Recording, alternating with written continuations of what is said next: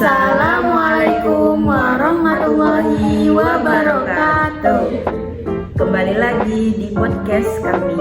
Kali ini kita akan membahas mengenai Permendikbud nomor 137 tahun 2014 tentang standar nasional pendidikan anak usia dini. Permendikbud nomor 146 tahun 2014 tentang kurikulum 2013 pendidikan anak usia dini dan KMA nomor 792 tahun 2018 tentang pedoman implementasi kurikulum RA. Langsung saja ya Mbak, menurut Mbak apa sih yang Mbak ketahui mengenai Permendikbud nomor 137 tahun 2014 itu?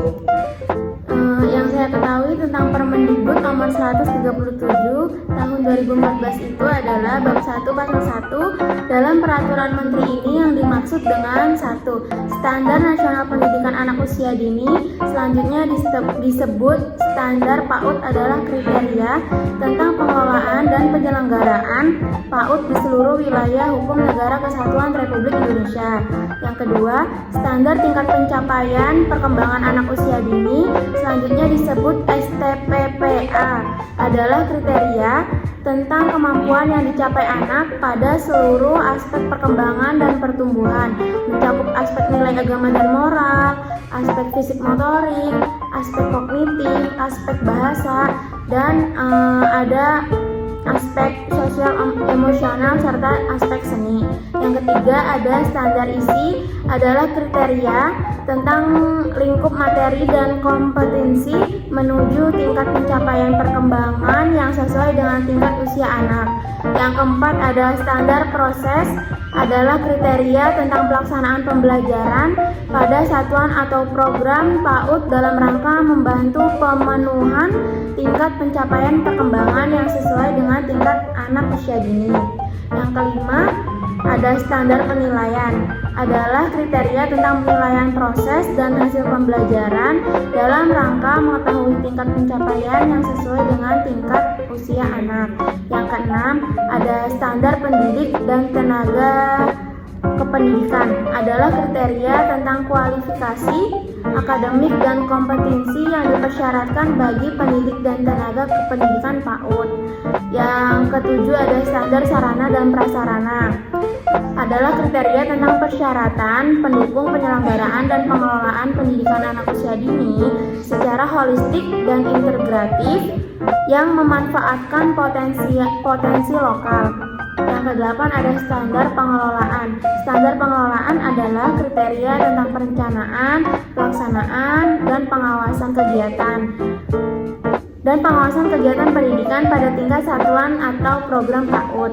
Yang kesembilan ada standar pembiayaan adalah kriteria tentang komponen dan besaran biaya personal serta operasional pada satuan atau program PAUD. Yang ke-10 pendidikan anak usia dini adalah upaya pembinaan yang ditujukan kepada anak sejak lahir sampai usia 6 tahun yang dilakukan melalui pemberian rancangan pendidikan untuk membantu pertumbuhan dan perkembangan jasmani dan rohani agar anak memiliki kesiapan dalam memasuki pendidikan lebih lanjut. Bab 2 ada lingkup fungsi dan tujuan pasal 2. Yang pertama ada standar PAUD terdiri atas yang pertama ada standar tingkat pencapaian perkembangan anak, yang kedua ada standar isi, yang ketiga ada standar proses, yang keempat ada standar penilaian, yang kelima ada standar pendidik dan tenaga kependidikan, yang ketujuh ada standar sarana dan prasarana, yang kedelapan ada standar pengelolaan dan standar pembiayaan. Pasal 3. Standar PAUD berfungsi sebagai dasar dalam perencanaan, pelaksanaan, pengawasan, dan tindak lanjut pendidikan dalam rangka mewujudkan PAUD bermutu. Yang kedua, acuan setiap satuan dan program PAUD untuk mewujudkan tujuan pendidikan nasional dan dasar penjaminan mutu PAUD. Pasal 4. Yang pertama ada standar PAUD bertujuan menjamin mutu pendidikan anak usia dini dalam rangka memberikan landasan untuk yang pertama melakukan melakukan stimulan pendidikan dalam membantu pertumbuhan dan perkembangan jasmani dan rohani sesuai dengan tingkat pencapaian perkembangan anak. Yang kedua, mengoptimalkan perkembangan anak usia dini secara holistik dan integratif. Dan yang ketiga, mempersiapkan pembentukan sikap, pengetahuan, keterampilan anak, standar PAUD sebagaimana dimaksud pada ayat 1, wajib dievaluasi dan disempurnakan secara terencana, terarah, dan berkelanjutan sesuai dengan tuntutan perubahan lokal, nasional, dan global. Nah, itu tadi penjelasan yang sudah tertera dalam materi. Selanjutnya, yang Mbak Syafa tahu apa saja sih yang diketahui mengenai Peraturan Menteri Pendidikan dan Kebudayaan tentang Kurikulum 2013 Pendidikan Anak Usia Dini? Nah, Permendikbud tentang Kurikulum 2013 itu pasal 1-nya pendidikan anak usia dini yang selanjutnya disingkat PAUD merupakan suatu upaya pembinaan yang ditunjukkan kepada anak sejak lahir sampai usia 6 tahun yang dilakukan melalui pemberian rangsangan pendidikan untuk membantu pertumbuhan dan perkembangan jasmani dan rohani agar anak memiliki kesiapan dalam memasuki pendidikan lebih lanjut. Kalau pasal 2-nya, yang pertama, PAUD diselenggarakan berdasarkan kelompok usia dan jenis layanannya yang meliputi 1. Layanan PAUD untuk usia sejak lahir sampai 6 tahun terdiri atas Taman Pendidikan Anak dan Satuan PAUD sejenis SPS dan yang sederajat. Yang kedua, layanan PAUD untuk usia 2 sampai 4 tahun terdiri atas kelompok bermain KB dan yang sejenisnya.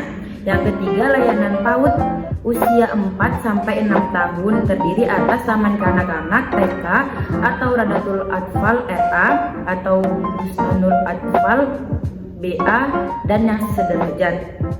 Yang kedua, SPS sebagaimana dimaksud pada ayat 1 huruf A antara lain bentuk pos PAUD Taman Posyandu, Taman Asuhan Anak Muslim, PAUD Taman Pendidikan Al-Quran, PAUD Bina Iman Anak, PAUD Pembinaan Anak Kristen, dan Nafa Damah Seka. Nah, selanjutnya pasal 3. 1. Kurikulum PAUD disebut Kurikulum 2013 Pendidikan Anak Usia Dini. Yang kedua, Kurikulum 2013 Pendidikan Anak Usia Dini mengacu pada Standar Nasional Pendidikan Anak Usia Dini.